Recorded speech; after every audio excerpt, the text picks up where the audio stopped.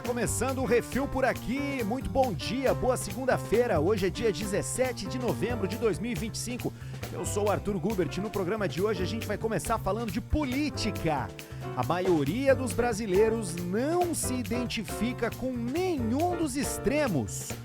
Também vou te contar por que é que você vai gastar mais nessa Black Friday e a culpa não vai ser sua. O Brasil assumiu a 4ª posição em número de jovens nem estudam, nem trabalham. Para fechar, eu vou te falar sobre a Apple, que está se preparando para mudar o presidente depois de 14 anos. E um estudo recente de DNA de cachorros revelou os segredos da evolução do melhor amigo do homem. Tudo isso para você começar a semana cheio de assunto. Primeiro, deixa eu fazer o refil do meu café. Que bom que você tá aqui de novo nessa segunda-feira. Excelente semana para todo mundo. A partir de agora, a gente entra nesses 20 minutos aí em que você se conecta com assuntos para te tornar uma pessoa mais interessante, para aumentar o seu repertório. Antes de tudo, deixa eu te convidar, né, para se inscrever no canal do YouTube, para compartilhar os episódios, né, no Spotify, no Apple Podcasts, né? Também para fazer parte do nosso grupo de WhatsApp. O link tá aqui na descrição do episódio, também tá lá no perfil, na bio do perfil Refil Podcast no Instagram. E começa o programa também com uma novidade que talvez deixe bastante gente feliz, que é o fim das propagandas aqui do Spotify. Eu sei que isso irrita muita gente que tem o Premium, né? Você tá já pagando o Spotify Premium e ainda é obrigado a escutar propagandas no Refil. Pois é, isso acontecia porque eu inseria. Era uma das maneiras que eu tinha, na verdade a única maneira que eu tenho até agora de rentabilizar o projeto e manter tudo funcionando. Mas eu sei que o pessoal não gosta, então enquanto não entrar um novo parceiro aqui, né, não vai ter propaganda invadindo os seus ouvidos aqui no Spotify, beleza? Mas se você tiver a fim de colaborar com esse podcast, pode acessar o apoia.se/Refil Podcast e fazer uma doação, né? Ser um apoiador do Refil. Tem um valor sugerido ali mínimo, mas você pode doar quanto você quiser e eu vou ficar bastante feliz se você me ajudar, porque tô percebendo que tá se criando uma comunidade ao redor do Refil, pessoas que se identificam com esse desejo de aumentar o repertório, de ter mais assunto. Então eu vou eliminar as propagandas, mas te convido a apoiar o programa caso você goste, caso você escute, caso você seja um ouvinte aqui do Refil, tá bom? Dito isso, vamos falar de política, porque assim, apesar do barulho nas redes, a maior parte dos brasileiros não vive na guerra entre direita e esquerda. Um estudo da Quest, junto com o Instituto Morin Common, mostrou, veja só, que 54% da população não se identifica com nenhum dos dois polos. São os chamados invisíveis, pessoas que evitam discussões políticas, que não compartilham opiniões nas redes e que se mantêm longe do embate ideológico. Enquanto isso, os radicais de ambos os lados, da direita e da esquerda, somam apenas 11% do eleitorado. Mas eles dominam o debate público, dando a impressão de que o país está rachado ao meio. Esses invisíveis, eles formam um grupo bastante diverso, tá? Em geral, são pessoas mais pobres, mais religiosas e mais pragmáticas. Eles estão preocupados com emprego, com segurança, com serviços públicos e não com brigas partidárias. Muitos votam em quem parece mais capaz de resolver problemas concretos e não em quem defende um rótulo político. Nas últimas eleições, cerca de 1/4 desses invisíveis, da grande maioria da população, que não é nem de direita e nem de esquerda, sequer votou. Isso mostra tanto o desinteresse quanto o cansaço com as opções disponíveis no mercado. Para os políticos, entender esse grupo é essencial. São eles quem vai decidir, né, a eleição de 2026. De um lado, o Lula tenta manter apoio da base tradicional. E do outro, a direita procura um sucessor viável para o Bolsonaro. Possivelmente que preso durante o pleito, né? Então não vai concorrer, pelo menos é o que tudo indica hoje. E no meio disso, governadores como o Tarcísio de Freitas e o Ratinho Júnior aparecem como opções mais moderadas, capazes de dialogar com essa maioria cansada da polarização. O recado das pesquisas é bem claro. A maioria quer menos gritaria e mais resultado. E eu me incluo nessa maioria aí. O eleitor comum não está interessado em hashtag, não está interessado em briga no Instagram, nas redes sociais. Ele quer ver melhora no emprego, na segurança e na vida real. Ponto. É nesse espaço silencioso onde os extremos barulhentos gritam, berram e esperneiam, mas que não somam a maioria, que a próxima eleição vai ser decidida. Muito interessante olhar isso, porque isso fala diretamente para esse contágio que as redes sociais têm na nossa vida. A gente olha para isso como uma... Lembra do mito da caverna? Lembra do mito da caverna do Platão? O cara vê as sombras na parede e imagina que as sombras são reais, mas as sombras são projeções. O mundo verdadeiro é muito mais complexo. E as sombras do mundo verdadeiro são bem menos agressivas. Eu sinto que é um pouco assim que acontece com a política. A gente abre o nosso Instagram, a nossa rede social, seja lá qual for, e é bombardeado com conteúdo feito para engajar, para viralizar, para gerar like, para prender você na tela, e normalmente esse conteúdo tá sim ligado a um viés mais extremo. Ou alguém falando de justiça social e sobre como a esquerda, o socialismo vai salvar o mundo, ou é o contrário, conservadores, extremistas de direita, bandido bom é bandido morto e uma brigalhada, quando na verdade essa galera não representa nem 12% de quem vota no nosso país. Então, pense com a sua própria cabeça. E para pensar com a sua própria cabeça, você precisa de repertório. É para isso que eu tô aqui, todos os dias.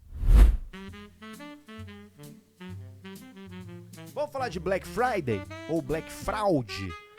Se liga nessa matéria do Estadão relacionando os algoritmos com as compras, porque assim, eu não sei se isso já aconteceu com você, porque pra mim, comprar online parece estar ficando mais caro, apesar das promoções. Bom, a culpa disso é dos algoritmos, tá? Desses e-commerces aí. Os algoritmos são basicamente programas que ajustam os preços automaticamente com base no comportamento do mercado. Eles observam o que os concorrentes fazem, testam valores diferentes e aprendem sozinhos a lucrar mais. O curioso é que às vezes esses sistemas descobrem como manter os preços altos sem combinar nada com ninguém. Pesquisas mostraram que quando dois algoritmos competem entre si, eles podem acabar se comportando como vendedores que entram num acordo. Se um tenta baixar o preço na loja X, o outro reage de forma tão agressiva na loja Y que os dois percebem que é melhor parar de brigar e cobrar mais caro. Ninguém planeja isso, mas o resultado é o mesmo. O consumidor paga mais. Eles regulam sempre para cima e não para baixo. O problema é que esse tipo de conluio, né, de combinação automática, é quase impossível de fiscalizar, né? As leis atuais procuram por acordos entre pessoas, não entre linhas de código. E mesmo algoritmos simples, criado para agir de forma justa, podem chegar a resultados ruins para o público. Reguladores e pesquisadores ainda não sabem como resolver isso. Talvez seja limitando o tipo de algoritmo que as empresas podem usar, ou de repente exigindo transparência sobre como eles definem os preços. Mas até lá, em tempos de Black Friday, a dica é velha, mas continua válida. Compare sempre. Tem vários sites, tem extensões para navegador que mostram o histórico de preços, né? Desconfie de promoções relâmpago. E quando possível, espere alguns dias antes de comprar, né? Porque assim, na era dos algoritmos, paciência e atenção continuam sendo as armas mais baratas contra os preços que aprendem a subir sozinhos. E agora falando especificamente do caso Amazon, tá? Deixa eu te falar, os preços da Amazon são fake, ok? Sabe quando você entra num produto e aparece um preço riscado no meio e o preço oficial embaixo mais barato? Pois é, faça o teste. Abre uma aba anônima ou pede para um amigo teu usar no celular dele o mesmo produto e conferir quanto que tá. Muito provavelmente ele vai ver o mesmo preço que você. mas sem o preço mais alto riscado em cima, que é justamente o que causa a sensação de que você tá pagando mais barato, tá tendo uma vantagem. Então, assim, não tem almoço grátis. Essa é velha, né? Mas é verdadeira. Ainda em mercado, vamos falar de jovens no Brasil, porque aqui no nosso país existe um problema sério com essa geração aí, tá? 1 em cada 4 brasileiros, entre 18 e 24 anos, é nem. Sabe o que é isso? Nem estuda, nem trabalha. É o vagabundo clássico. O vagal, o vadio, que nem meu pai diria, né? Esse dado é da OCDE, beleza? E coloca o nosso país em 4º lugar do ranking mundial dos nem, atrás apenas da Turquia, da África do Sul e da Colômbia. São 24% dos jovens nessa faixa etária, quase o dobro da média internacional, que é de 31%. Esse número mostra como o nosso país desperdiça uma parte importante da sua força de trabalho, porque muitos desses jovens não estão à toa, né? Eles enfrentam dificuldade de acesso à educação, desemprego alto e falta de oportunidades de qualificação. E o problema é ainda maior entre mulheres e nas regiões mais pobres, onde o abandono escolar e a informalidade são comuns. A situação piorou nos últimos anos, com a economia fraca e o aumento do custo de vida, né? Nem mesmo programas de incentivo ao estudo e ao primeiro emprego estão conseguindo mudar esse cenário.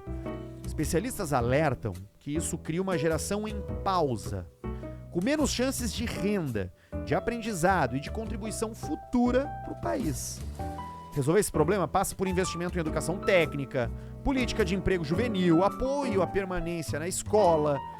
Sem isso, o Brasil segue preso nesse ciclo perigoso. Jovens sem oportunidades, economia estagnada e futuro comprometido. O cara tem que fazer alguma coisa, né? Agora, é muito interessante prestar atenção no retrato social, né? A gente não tá falando aqui daquele cara que terminou a escola, não decidiu um curso e vai ficar um ano parado pra pensar melhor e ver o que vai fazer no ano que vem. Não. São pessoas que não conseguem se inserir no mercado de trabalho pela primeira vez, ou demoram para concluir o ensino, ou têm dificuldade para acessar o ensino. Então, é um retrato de uma fatia social que precisa de atenção pública. Não é o cara que está pensando se vai fazer intercâmbio para a Inglaterra ou para os Estados Unidos, né? Por favor.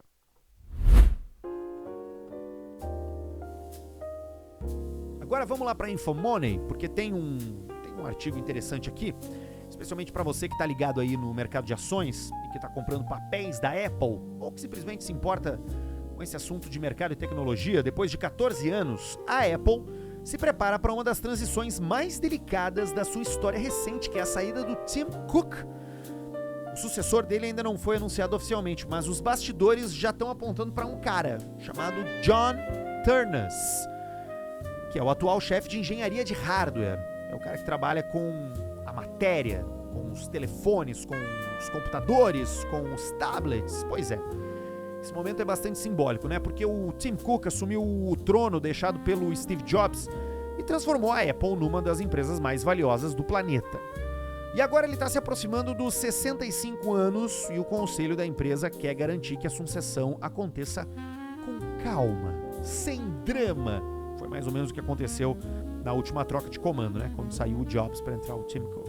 Bom, a escolha do John Ternus indicaria uma volta às origens. Colocar um engenheiro de hardware no topo, alguém focado em produto, prioriza justamente a inovação. Diferente do Tim Cook, que era muito mais focado em operação e estratégia. E faz sentido, porque a Apple tem sido, né, cobrada por inovações de verdade, tangíveis. Alguma coisa que o público consegue tocar, ver, usar.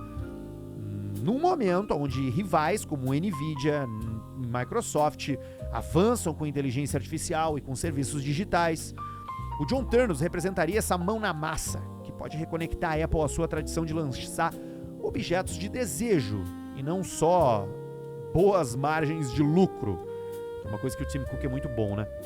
Mas a troca de poder dentro da Apple não tem a ver com crise, ela é fruto de planejamento. O Tim Cook é conhecido justamente por causa disso, né? Previsibilidade, controle, transição suave.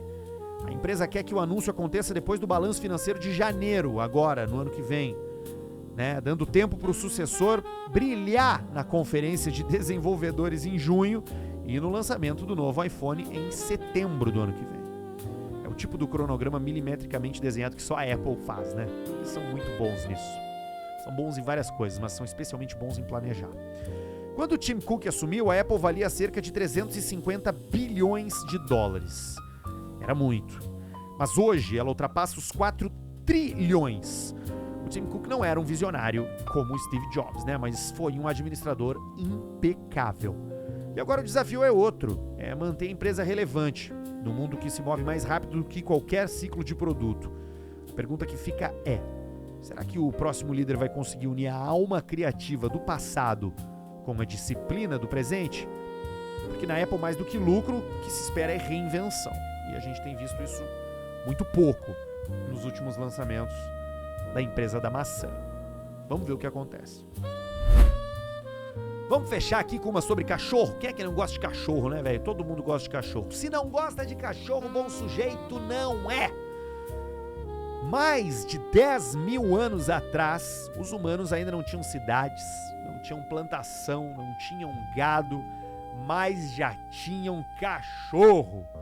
Antes mesmo de ter galinha, de ter cavalo, ou mesmo das vacas entrarem na história, os cachorros já estavam do lado das pessoas, caçando, dormindo perto do fogo e cruzando as fronteiras junto com seus donos.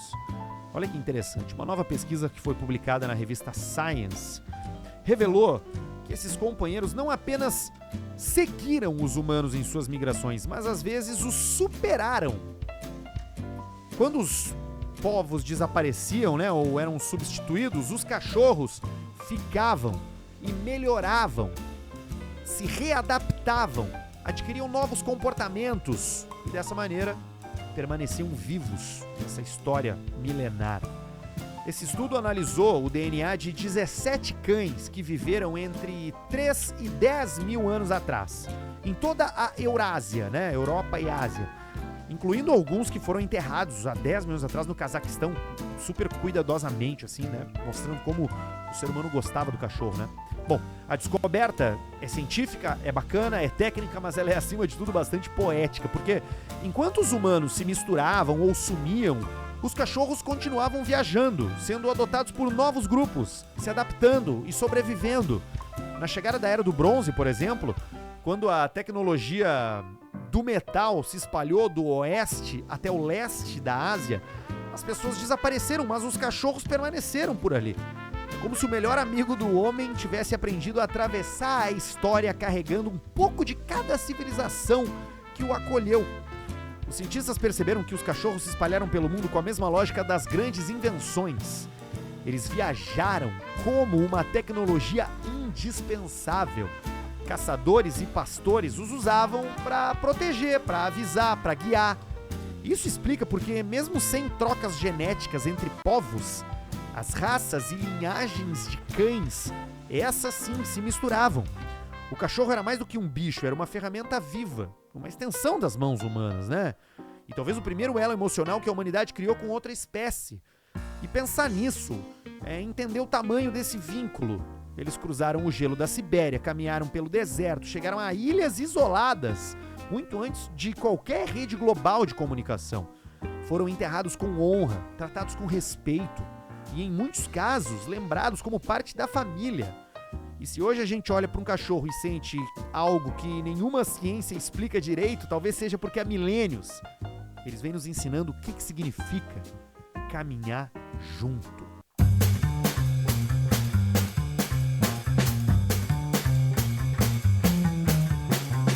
O Refil de hoje vai ficando por aqui. Lembrando que a partir de agora não tem mais propaganda, aquela obrigatória, né? Eventualmente eu vou ter patrocinador aqui, tá? Mas aí a gente fala sobre isso depois. Combina como vai ser legal apresentar essas marcas sem interromper a tua audiência. Agora, se você quiser ir lá no Apoia-se, apoia.se/podcast, Refil Podcast, apoia.se/Refil Podcast. Você pode apoiar o programa, pode dar uma graninha, né? e ajudar a manter esse programa de pé, beleza? Se não quiser fazer isso, tá tudo certo, não precisa. Você não é obrigado.